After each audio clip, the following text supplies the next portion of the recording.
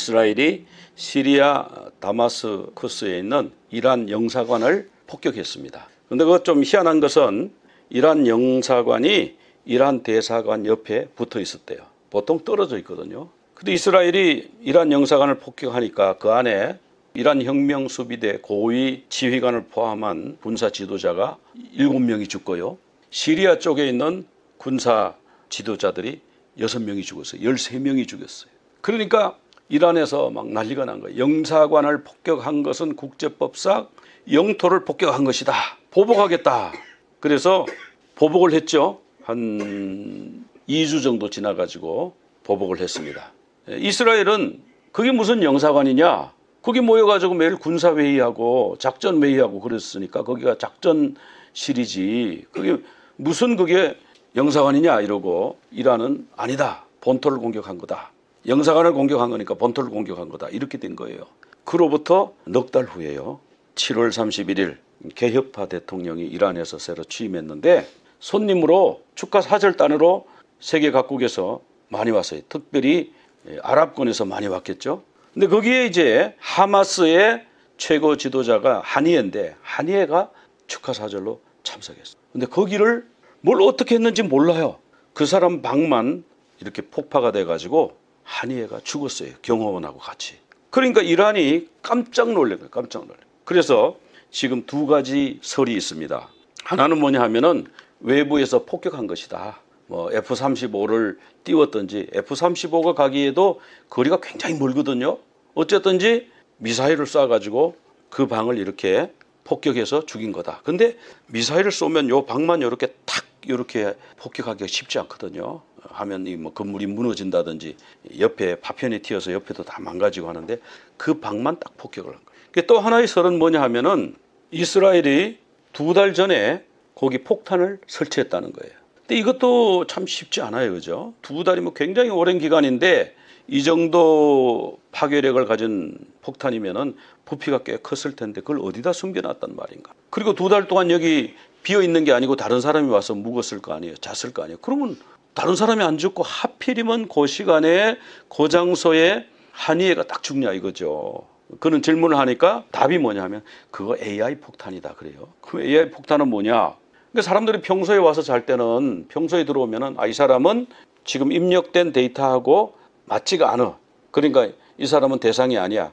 폭탄이 가만히 있다는 거죠. 근데 입력된 데이터하고 일치하는 거, 뭐 97% 일치한다, 99% 일치한다. 그런 사람이 딱 오면 이게 이제 본부에다가 AI 폭탄이 연락을 한다는 거죠. 신호를 보낸다는 거죠. 목표하고 일치하는 사람이 왔다. 그러면 이제 이게 본부에서 원격 조정으로 뭐 인공위성으로 하든지 스위치를 눌러가지고 터트려가지고 한이해를 죽였다. 이렇게 얘기하는데 어떻게 죽였는지 그건 아무도 몰라요.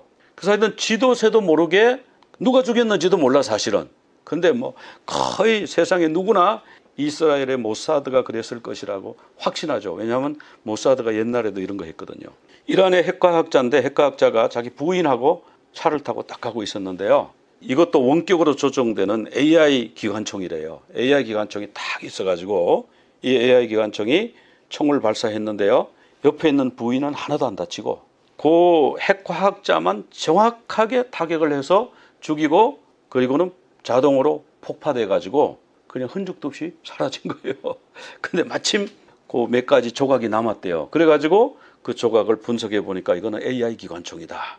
뭐 이렇게 결론이 내려졌거든요. 그 이번에 한이해 죽은 여기도 보면은 뭐 흔적이 안 남아 있대요. 어떻게 죽였는지 모른대요. 그러니까 미사일로 쐈으면 미사일 잔해가 있어가지고 이거 무슨 미사일이다 이렇게 딱 증거를 공개할 텐데 지금 못하고 있잖아요. 이런 일들이 지금 있다. 뭐 이스라엘이 정말 어떤 뭐 대단한 뭐 그런 경지에 있는 건지 뭐 어떻게 된 건지 희한한 미스테리한 이런 일들이 있었는데 자 지금 문제는 뭐예요? 이란이 시리아에 있는 영사관 폭격했을 때도 본토 공격과 마찬가지다 해서 이스라엘 본토를 공격했거든요. 이번에는 이란 본토 정도가 아니라 이란의 한 중심부 대통령궁 옆에 안가에 그리고 대통령 취임을 축하하는 사절로 온 손님을 쪽집게 타격을 탁 해버렸거든요. 이란이 가만히 있을 수가 없죠. 난리가 났죠. 발칵 뒤집혔죠. 근데 분명히 이게 모사드 소행인데 근데 뭐 증거도 없어요.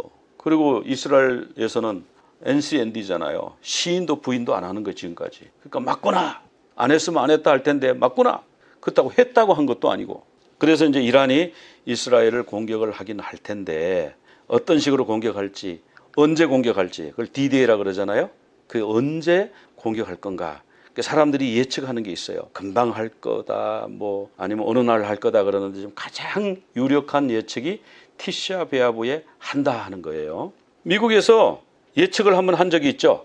러시아가 우크라이나를 침공하는데 2월 16일, 2022년 2월 16일에 침공한다. 바이든이 딱 발표를 해버렸어요. 그러니까 어떤 사람들은 뭐 아니다, 뭐 이렇게 했는데 2월 16일은 아니었어요.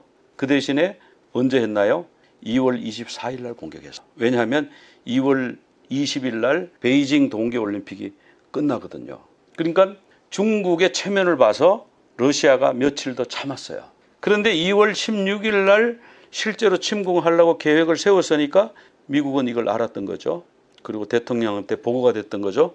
대통령이 일부러 그걸 터뜨려버린 거예요. 그러니까 2월 16일 날 공격을 못하고 한 일주일 연기해가지고 2월 24일 날 공격을 했어요. 그러면 이번에 이란이 이스라엘을 공격하는 D-Day는 언젠가? 분명히 공격을 하긴 할 거예요. 왜냐하면 본토를 공격받았으니까. 이건 뭐 본토 정도가 아니라 대통령궁 옆에 건물에 손님을 공격을 했으니까 이건 뭐 이란의 체면이 말이 아니에요. 아, 너희 나라는 손님 하나 보호를 못하는구나. 거기 가면 언제든지 죽을 수 있구나. 이렇게 돼버리니까 그게 아니라는 거. 우리를 건들면 이런 피해가 있다는 걸 보여줘야 되잖아요. 분명히 어떤 식으로든지 공격을 하는데 언제가 될 건가. 지금은 파리 올림픽이 8월 11일 날 오후 9시 폐막을 하는데 폐막하고 나면 밤이죠. 그죠? 그러니까 12일 날 아니면 13일 날 아주 딱 D-Day로 잡기 좋은 날이에요. 그래서 여기 신문에 보면은 유대교 명절 티샤 베아브에 공격한다. 이렇게 예측을 했습니다. 여기도 보면은 유대교 명절 티샤 베아브에 공격을 한다. 티샤 베아브가 이제 내일이죠. 12일 날 그리고 13일이 왜 이게 12일이면 12일이고 13일이면 13일인가 하는 거 여러분 아시죠? 유대인들은 하루가 저녁이 시작이 돼요. 그러니까 12일 저녁에서 13일 저녁까지니까 이렇게 되는 거예요. 그래서 사실은 하루인데 티샤 베아브에 공격을 할 것이다. 이렇게 지금 예측하고 있는데 가장 확률이 높은데 그건 몰라요. 그건 모르는데 미국이 지금 열심히 막고 있어요. 항모 전단을 보내고요. 여러 군함들을 보내고 거기 F-22 있죠. 세계 최강의 전투기잖아요. 이거 한 대 가지고 136대인가 전투기를 다 요격하고도 끄떡없었잖아요. 세계 최강의 전투 편대를 알래스카에서부터 지금 중동 모초로 지금 보냈대요. 12대인가 보냈대요. 근데 어디에 배치했는지는 극비 누구도 모른다. 근데 보낸 거는 확실하다. 보냈다고 나와요. 그러니까 미국이 지금 뭐 달래기도 하고 얼르기도 하고 해가지고 전쟁을 키우지 마라. 웬만하면 보복하지 마라. 너희 나라 사람 죽은 거 아니잖아. 뭐 본토에서 일어난 거는 맞긴 맞는데 너희 나라 사람 죽은 거 아니잖아. 하마스 지도자 죽은 거잖아. 그러니까 참아라. 뭐 이렇게 말리고 있고요. 만약에 공격하면 뭐 파멸적 경제 제재를 하겠다. 뭐 이렇게도 하고 하는데 그래 진짜 티샤 베아브에 공격을 하려는지 미국이 말려서 아니면 생각이 바뀌어서 다른 날을 하려는지 안 하려는지 그건 몰라요. 근데 여러 가지 정황상 티샤 베아브에 공격할 가능성이 많다. 이건 누구나 이제 인정을 하는 겁니다. 티샤 베아브가 이제 무슨 뜻이냐 하면은 5월 9일이라는 뜻이에요. 그럼 이걸 왜 알아야 되는데 이게 성경에 나오기 때문에 알아야 돼요. 성경에 나와요. 근데 처음 들으시는 분이 너무 많잖아요. 수십 년 신앙생활을 했는데 5월 9일이 무슨 날이야? 티샤 베아브가 뭐야? 거의 99.9% 그러실 거잖아요. 이거 알아야 돼요. 세상 신문에서도 티샤 베아브에 공격한다 이렇게 나오는데 우리가 이 성경에 나오는데 이걸 모르고 있다 이거죠. 그래서 우리가 이 시간 조금 이게 어려워요. 단어도 어렵고 개념도 복잡하고 하지만 이거 우리가 알아야 일반 신문에서 TV에서 티샤 베아브 뭐 유대인의 명절 그러면 그 날이야 우리가 이해를 할 수 있잖아요. 티샤 베아브가 5월 9일이고요. 그 다섯 번째 달의 이름이 아브월이에요. 첫 번째 달 이름이 뭐죠? 니산월이잖아요. 니산월 14일 날 6월절 지켜라 성경이 나오잖아요.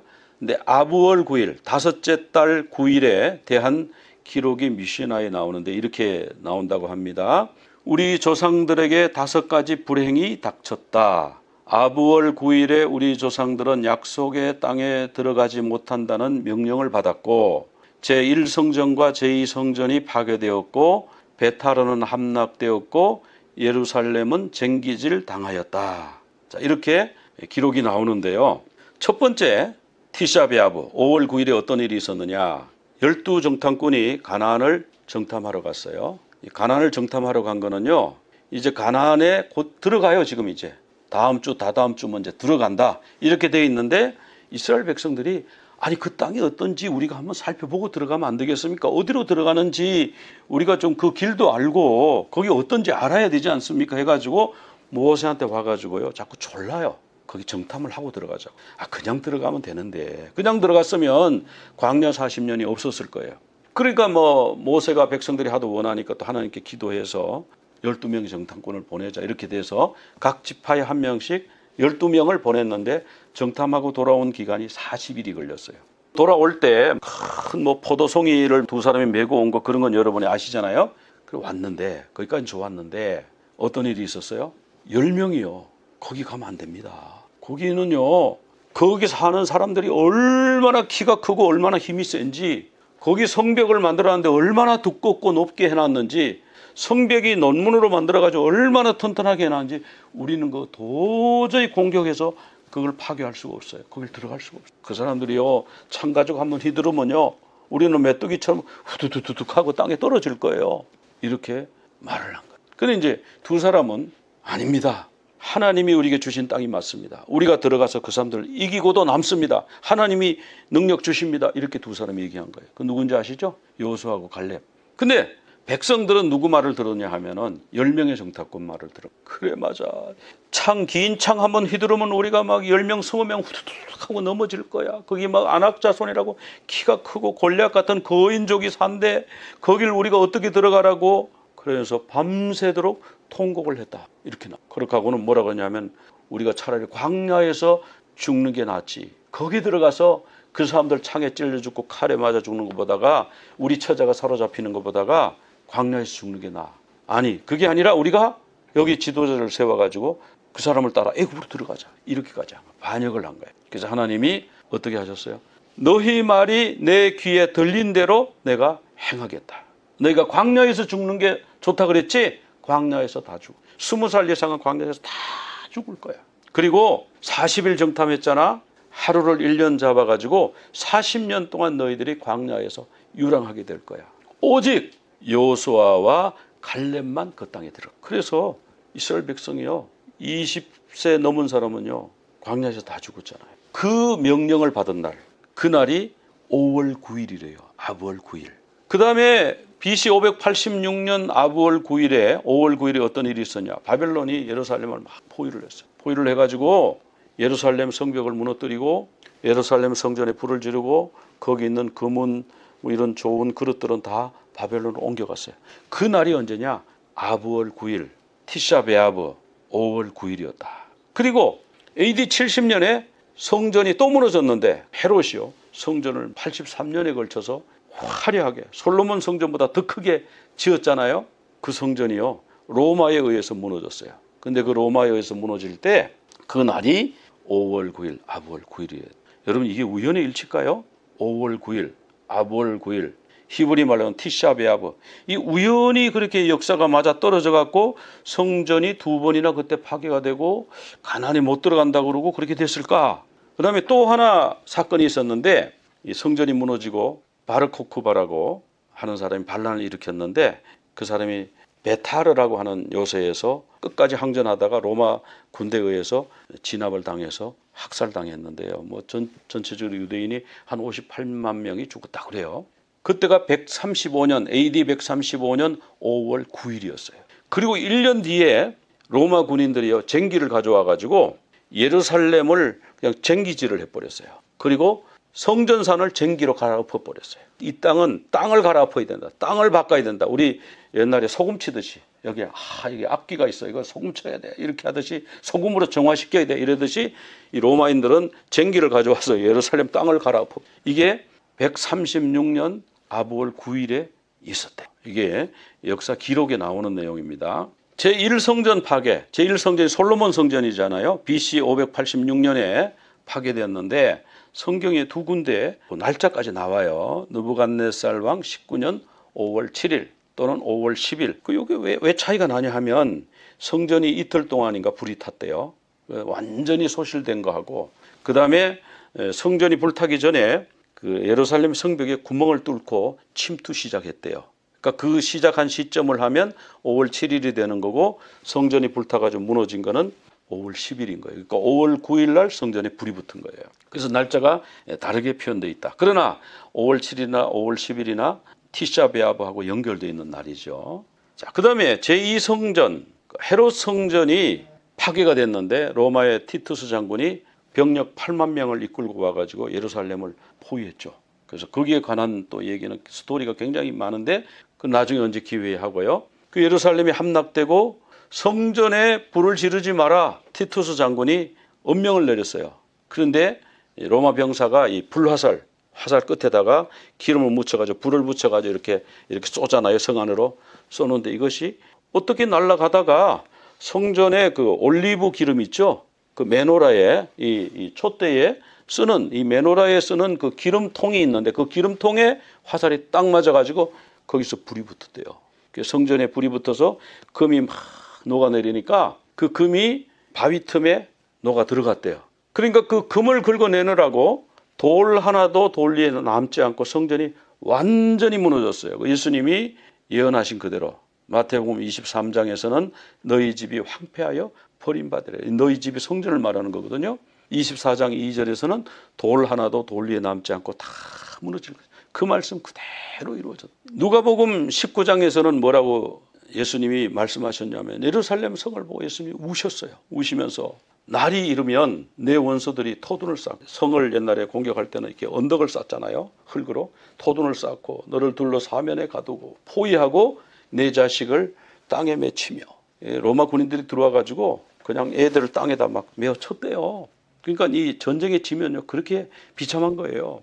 그리고 돌 하나도 돌 위에 남지 않게 될 것이다. 이 말씀이 문자적으로 그대로 이루어졌다. 그래서 그렇게 예루살렘 성전이 무너지고 불타고 그날이 티샤 베아브 5월 9일 아부월 9일인데요. 이거는 이제 역사적으로 유적으로도 남아 있는데요. 로마에 가면은 티투스 장군의 개선문이라고 있어요. 이 개선문에 옆에 부조가 새겨져 있어요. 이 부조가 뭐냐 하면은 여기 보면 군인들이죠. 군인들이 전리품, 전쟁에서 약탈한 전리품을 메고 오는데 이 뒤에 있는 거 이건 뭡니까? 이게 메노라죠. 이 황금을 이게 한 달란트로 만들게 돼 있거든요. 황금 한 달란트를 32kg 이걸 메고 오는 거예요. 그리고 이 앞에 사각형 이 박스 이건 뭐냐 하면은 진설병 상이에요. 진설병 상도 거기에 황금으로 입히죠.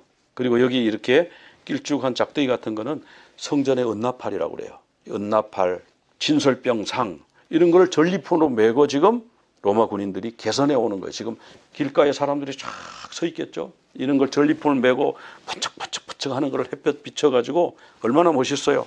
그 티투스 장군은 흰말 타고 앞에 촥촥 가고 그 이런 것을 여기에 역사 기록으로 남겨놨어요. 그래서 이제 가나안에 들어갈 수 없다. 선고받은 날. 제1성전 솔로몬 성전이 불타고 무너진 날. 헤롯 성전 83년 동안 지은 그 성전이 불타고 무너진 날. 그 다음에 네 번째로 뭐냐 하면요. 바르코크바의 난이라고 있어요. 바르코크바라고 하는 사람이 있었는데 이 사람의 이름이 범상치가 않아요. 바르는 아들이란 뜻이고요.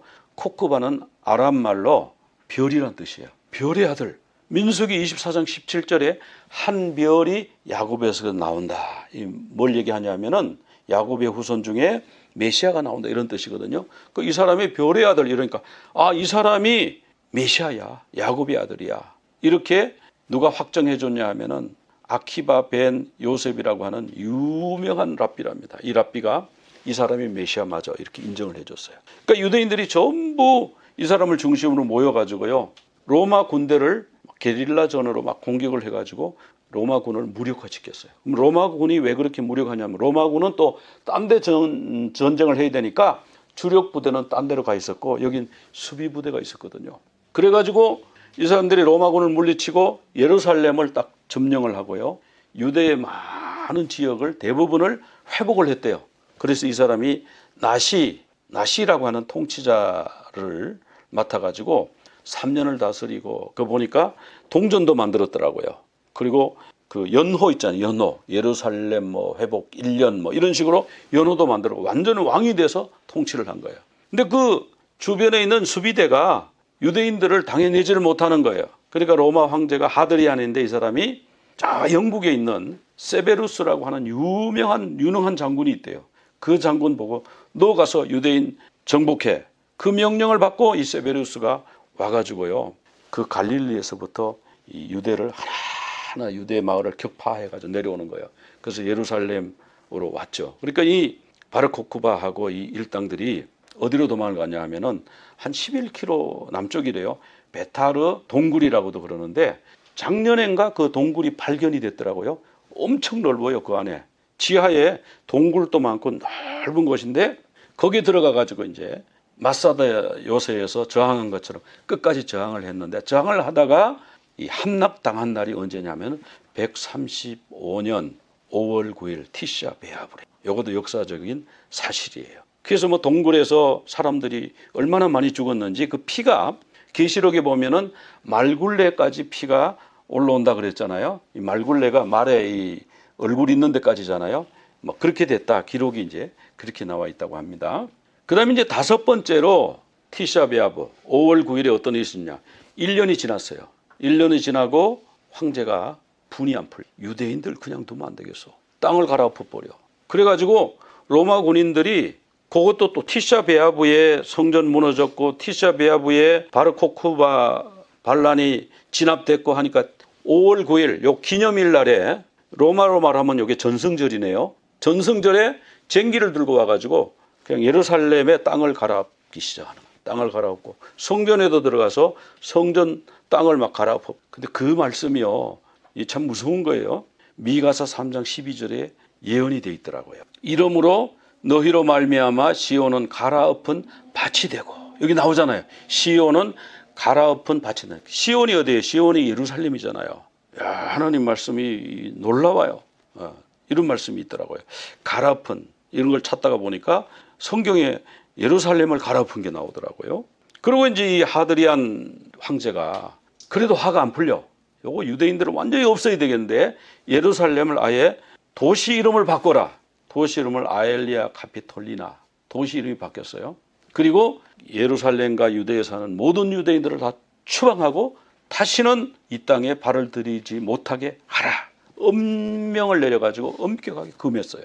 그리고요, 땅 이름도 바꿔버리자. 예루살렘 이름도 바꾸고 땅 이름도 바꾸자. 그래서 그 땅 이름이 유대잖아요. 유대야. 근데 그걸 뭘로 바꾸면 유대인들이 제일 가슴 아프냐. 그러니까 그 팔레스타인하고 그 사람들하고 숙적이에요.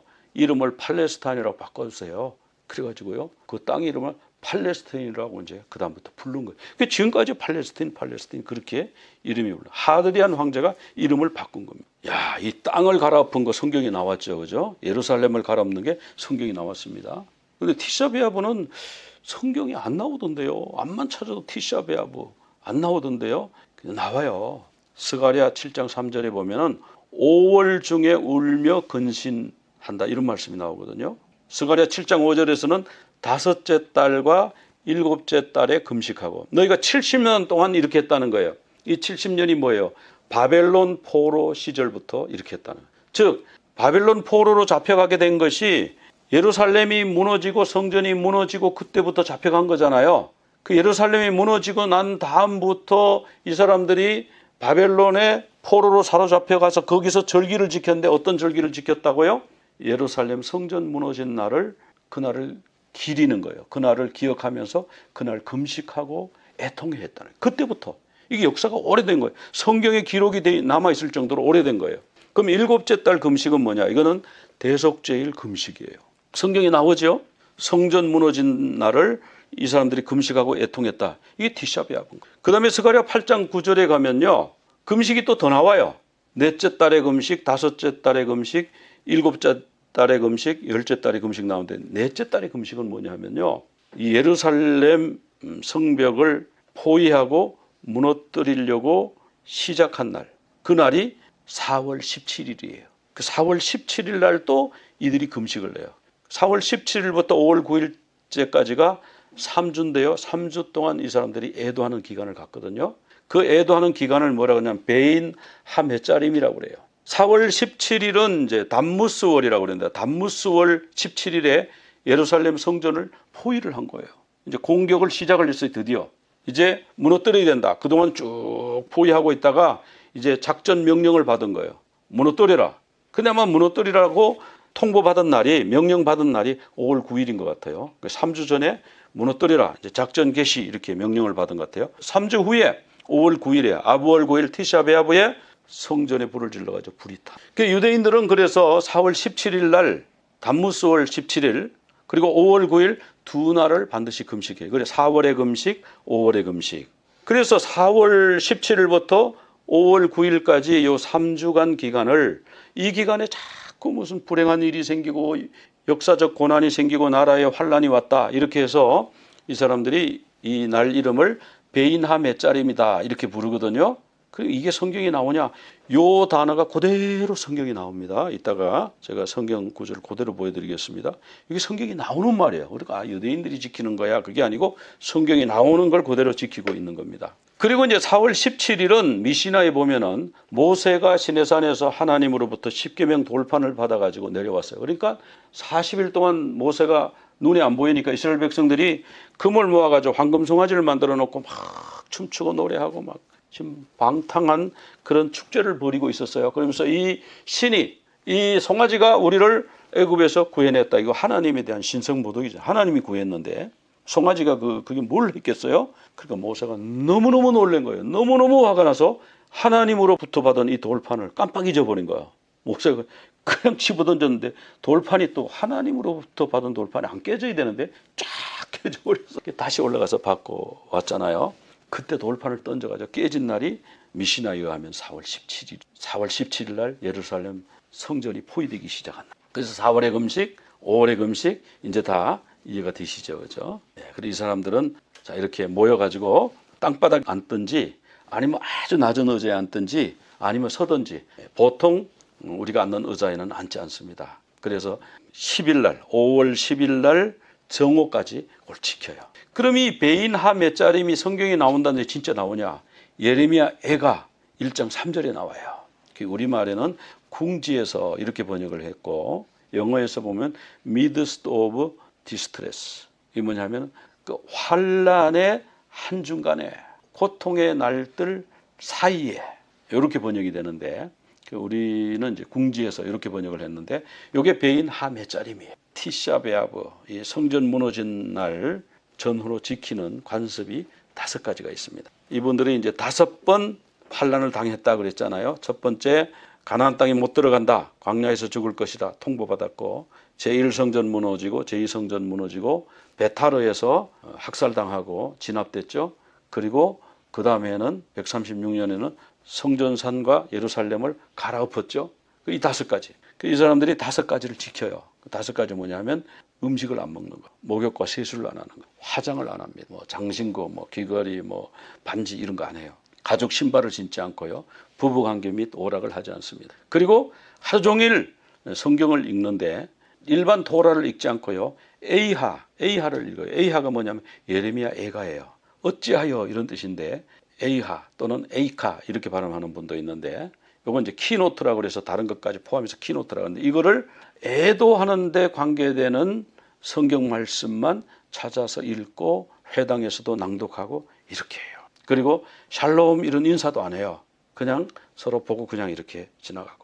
그런데 이 애가를 보면 예레미야 애가를 아이고 저게 뭐 필요가 있나. 그 보니까 전부 슬픈 얘기만 있고 그래서 뭔가 해서 그랬는데 제가 읽어보니까 참 이게 필요하더라. 예레미야가 예루살렘이 무너지고 성전이 불타고 거기에 대해서 얼마나 절절히 구구절절 가슴 아프게 그 예루살렘의 멸망을 애도했는지 다 성경에 기록이 있더라고요. 내 눈이 눈물에 상하며 내 창자가 끊어지며 내 간이 땅에 쏟아졌어. 이는 내 딸 백성이 패망하여 어린 자녀와 젖 먹는 아이들이 성읍 길거리에 기절함이로다. 자, 전쟁 나면 아이들이 제일 불쌍하잖아. 그 아이들이 엄마 품속에서 죽습니다. 애가 2장 12절에 보면은 어머니 품에서 그 아이들이 혼이 떠날 때 죽는다는 거죠. 죽을 때 엄마에게 뭐라 그래요? 곡식에서 엄마 빵 어디 있어? 밥 어디 있어? 포도주 어디 있어? 배고파. 그러면서 죽는다고 그러잖아요. 이렇게 비참한 거예요. 이거를 이 사람들이 잊지 않고 애도하는 거예요.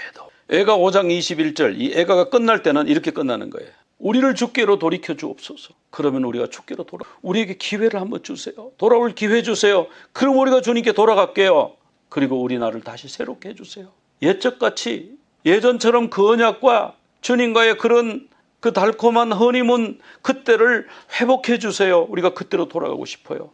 그렇게 애가를 부르면서 예레미야 애가가 끝이 나요. 그리고 유대인들은요, 이게 바벨론 때부터 내려온 풍속이라고 그래요. 결혼식 끝 순서에 뭐가 있냐 하면 유리컵을 깨는 순서가 있어요. 그러니까 이 유리컵을, 이게 유리컵이라고 하고요. 이걸 두꺼운 수건 있잖아요. 수건이나 그 상에 냅킨이 있잖아요. 그 냅킨으로 이걸 감아요. 땅바닥에다 놓고 신랑이 이거를 병을 힘껏 밟아요. 그래서 병이 와랑창하고 깨지잖아요. 그러면 막 박수 치면서 마잘톱 이러면서 축하한다는 거예요. 근데 이 유리컵을 깰 때 노래를 부르는데 랍비가 부르든지 거기 선창자가 누가 한 사람이 노래를 부르면서 이거를 진행을 하는데요. 그 노래가요, 시편 137편 5절 6절이에요.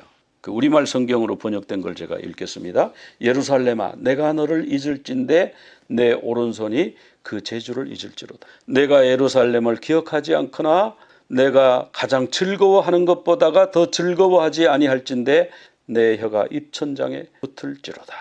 좀 쉽게 번역하면 내가 예루살렘을 잊어버린다면 내 오른손이 일하는 것을 잊어버리게 하소서. 내 오른손이 그냥 힘을 못 쓰게 해라는 거죠. 망가지게 해달라는 거죠. 내가 당신을 기억하지 못한다면, 예루살렘을 기억하지 못한다면, 그리고 예루살렘 회복이 나의 가장 큰 기쁨이 되지 못한다면 차라리 내 혀가 내 입천장에 붙어버리게 하소서. 이게 이제 시편 137편 5절 6절 내용인데, 이 내용을 노래하면서 그 신랑이요, 이 유리병을 밟아서 깨는 거예요. 지금은 유리병 싸지만 그때는 유리병이 비쌌거든요. 그 비싼 걸 밟아서 깨는 거예요. 왜? 성전 파괴돼. 오늘 결혼식이라고 너무 기뻐하고 그러지만 예루살렘 회복이 이 결혼식보다 더 기쁜 거야. 우리가 성전 파괴된 거를 잊어버리면 안 돼. 절대 잊을 수가 없어. 아무리 기뻐도 그건 잊을 수가 없어. 그래서요, 그날 예루살렘이 이렇게 깨졌단다 이러면서 그걸 밟는. 그리고 그 어떤 즐거움보다가도 예루살렘 회복이 더 큰 즐거움이 되게 해주옵소서. 그렇게 노래했잖아요. 가장 큰 기쁨을 생각하고 예루살렘 회복을 생각하고 우리가 이 기쁨이 다라고 생각하면 안 된다. 그래서 그날의 기쁨을 절제하는 거고요. 증거의 돌판이 뭐 깨졌다, 또 이런 것을 기억한다고 그래요. 그렇게 해서 이렇게 이 사람들은 꼭 아무리 기뻐도요, 예루살렘 성전이 무너졌다는 거, 그걸 애통해하는 거예요. 아, 오늘같이 결혼식 기쁜 날 왜 슬픈 얘기해? 왜 그때 나라 망한 얘기를 왜 해? 뭐 우리나라 같으면요, 아마 결혼식에서 그 얘기를 누가 하면요, 모르긴 몰라도 싸움이 날걸요? 막 난리 날 거예요. 여기서 그런 얘기 하지 마세요. 아이고 저기 재수없게 말이야. 아이 축하하는 말만 해야지, 기뻐하는 말만 해야지. 아이 나라 망한 얘기하고 뭐 무슨 애도해야 된다 그러고 이게 그러면요, 우리나라 결혼식에서 그 사람 용납하고 놔두겠어요? 근데 안 그래요. 유대인들은요, 그날 깨요. 처음 온 사람은 그러겠죠. 아이들이나 처음 참석한, 저기 뭐 왜 저걸 깨요? 그러면 예루살렘 성전이 무너졌죠. 우리 예루살렘 성전이 회복되는 게 최고의 기쁨이야. 결혼식의 기쁨보다 성전 회복이 더 큰 기쁨이야. 자연스럽게 교육이 되잖아요. 출애굽기 12장에 보면은 유월절을 지킬 때 꼭 쓴나물을 같이 먹으라고. 무교복 먹으라, 양고기를 불에 구워 먹으라. 그런데 거기에 뭐를 빼먹지 말아야 되냐 하면 쓴나물을 먹어야 돼요. 왜? 애굽에서의 고통. 우리에게는 뭡니까? 예수님의 고통, 십자가. 그러니까 다른 거 다 잊어버려도 예수님의 십자가를 잊어버리면 안 되는 거예요. 요즘 돌아다니는 그 동영상 중에 어떤 치매 걸린 할머니 동영상이 하나 있더라고요. 영어로 된 건데 할머니가 이름도 몰라, 나이도 몰라, 다 모르는데 예수님에 대해서는 알아요. 예수님이 나를 구원할 것, 그건 알더라고. 그런 것처럼 이 쓴나물, 유리병 깨는 거, 예수님이 우리를 위해서 십자가를 지셨다는 거, 이거는요 잊어버리면 안 돼요. 치매가 걸리더라도 이건 잊어버리면 안 되는 거예요. 유대인들은 그래서 이걸 안 잊어버리려고 그 600만 명이 학살당했잖아요. 그 예루살렘에 가면 박물관을 만들어 놨어요. 그게 야드 바셈이에요. 야드 바셈. 그 야드 바셈이 참 해석하기가 어렵거든요. 야드가 원래는 손인데 이게 뭐지? 손과 이름, 쉔은 이름이고 손과 이름 뭐지? 그런데 요거도요 성경에 나오는 단어라는 거 아세요? 놀라워요. 알고 나면 이게 성경에 나오는 거네 막 감동이 되는 거예요. 성경에 이사야 56장 5절에 나와요. 내가 내 집에서 내 성 안에서 아들이나 딸보다 나은 기념물과 이름 이렇게 됐는데 여기에 기념물이 야드 뭐와 그러면 배잖아요. 바 또는 바 야드 바 쉔은 이름이에요. 기념물과 이름 A memorial and a name을 너에게 준다. 그래서 이거 이제 기념한다는 거죠. 야드 바 쉔 해가지고 그렇게 했는데 거기 보면 잊어버리는 것은 망각은 exile 사람들이 보통 포로로 번역을 하더라고요. 버려짐이죠. 포기에서는 망각은 버려짐으로 우리를 인도하지만 기억은 remembrance는 구원의 비밀이다. 이렇게 하잖아요. 그리고 우리가 용서는 하되 잊지는 않는다. 이런 것이 이 사람들의 정신이잖아요. 그러니까 잊지 않는 거 이게 중요한 거예요. 그래서 예수님이 여러 군데서 얘기하셨죠. 성전이 무너질 것이다. 그때 예수님이 그 현장에 계실 때 46년 동안 지어지고 있는 성전이라고 그랬거든요. 근데 예수님이 이 성전을 허물어라. 그러면 내가 3일 만에 짓겠다니까 사람들이 다 믿지 않았어요. 예수님이 부활하신 후에 보니까 그 성전이 예수님의 육체였구나. 제자들이 알았다. 성경에 나왔죠. 그리고 성령께서 우리에게 임하셔서 우리가 성령의 전이 됐죠. 성전이 됐어요. 물리적인 성전은 없어요. 그러나 우리가 성전이고요. 나중에 하늘나라에 가면은 하늘나라의 성전이 있다가 새하늘 새 땅이 오면요 성전이 없어져요. 왜? 하나님이 성전이기 때문에. 근데 처음에 제가 시작할 때 말씀드렸듯이 지금 이란이 저항의 축과 연대해가지고 이스라엘을 공격하겠다. 자꾸 틈만 있으면 공격하겠다. 지금 그렇게 계속 지금 공언하고 준비해 왔잖아요. 이게 뭐죠? 이 계시록에 마지막에 예언된 그 말씀이 점점 이루어지고 있는 걸 우리가 눈으로 보는 거예요. 저기 유프라테스 강이 여기 있잖아요. 유프라테스 강이 있고 오른쪽에 원이 이란이고 왼쪽에 작은 원이 여기 아마겟돈이잖아요. 무깃도. 그래서 유프라테스 강이 마르면 동방에서부터 오는 왕들의 길이 예비가 된다. 성경이 그렇게 나오는데 지금 유프라테스 강이 지금 많이 말랐대요. 어떤 지역은 그냥 건널 수 있도록 지금 그렇게 돼 있대요. 그러니까 뭐 탱커 같은 거, 미사일 같은 거 이런 게 와야 되잖아요. 장갑차 와야 되는데 강이 있으면은 거기 부교 놔야 되고 뭐 보통 복잡한 게 아니에요. 근데 이게 딱 말라 있으면요. 그냥 건너면 되는 거예요. 길이 동방에서 오는 왕들의 길이 예비되었더라. 지금 예비되고 있는 거예요. 자연 상태로서 지금 준비가 돼 갖고 이 유프라테스 강이 말라져 가고 있고 또 지금 저항의 축이라고 그래 가지고 이렇게 초승달 모양으로 예멘부터 이란, 시리아, 이라크 헤즈볼라, 하마스 이렇게 쫙 해서 이스라엘을 포위하는 그런 지금 형상이 계속해서 형성돼 가고 있잖아요. 그게 점점 그런 모양으로 지금 만들어져 가고 있잖아요. 이걸 보면서 뭐예요? 우리 주님 오실 날이 얼마 안 남았다. 내가 도둑같이 오겠다. 이 말씀 우리가 기억해요. 주님이 도둑같이 오실 때 우리가 뭘 준비해야 되냐? 옷을 준비해야 돼요. 옷을. 눈에 보이는 그런 옷 말고요. 옷을 준비해야 돼요. 옷을 준비해서 잘 준비하고 깨어 기다리면 부끄러움을 당하지 않고 복을 받는다. 우리 주님 그렇게. 우리가 그래서 성전 무너지고 티샤베아브에 또 뭐 공격한다 그러고 이런 거 할 때 우리가 기억을 잊어버리면 안 되는 거예요. 주님의 십자가. 성전이 무너졌던 우리나라의 국가 기념일, 현충일, 6.25 우리나라도 그런 어려움이 있다. 우리는 자꾸 그걸 잊어버리려고 그래. 왜 자녀들에게 안 좋은 걸 가르치냐고 그러는데 그걸 가르쳐야지. 우리도 결혼식에 뭐 좀 병이나 뭘 하나 깼으면 좋겠어요. 우리가 6.25 때 이렇게 많이 사람이 죽었어. 일제 때 우리가 이렇게 어려움을 당해서 이런 거 필요한 것 같아. 내 인생에 또 환란이 있잖아. 잊어버리면 편하죠. 그냥 기억하고 싶지 않죠. 근데 꼭 유대인들은 그날 기억하고 애도해요. 주님 오시기 전에 그냥 깊은 잠에 빠져서 과거가 어떠했던지 기억도 못하는 자들이 아니라 다 기억하고요. 깨워서요. 주님 언제든지 오실 수 있다니까 도둑같이 오신다니까 내가 준비하고 기다리겠습니다. 깨어서 기다리는 여러분 다 되시기를 간절히 축원합니다. 예바레checha 아도나이 ve'ish merecha 야에 아도나이 pana elecha והוא נקרא יישא אדוני פניו אליך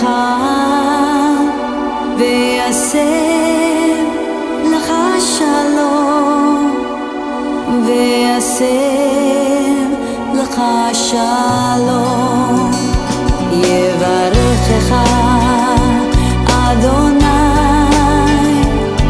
ואיש מרעך, יאר אדוני פניו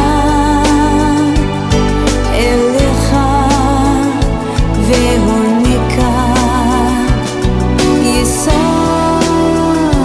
אדוני פניו אליך וישם לך שלום, וישם לך שלום.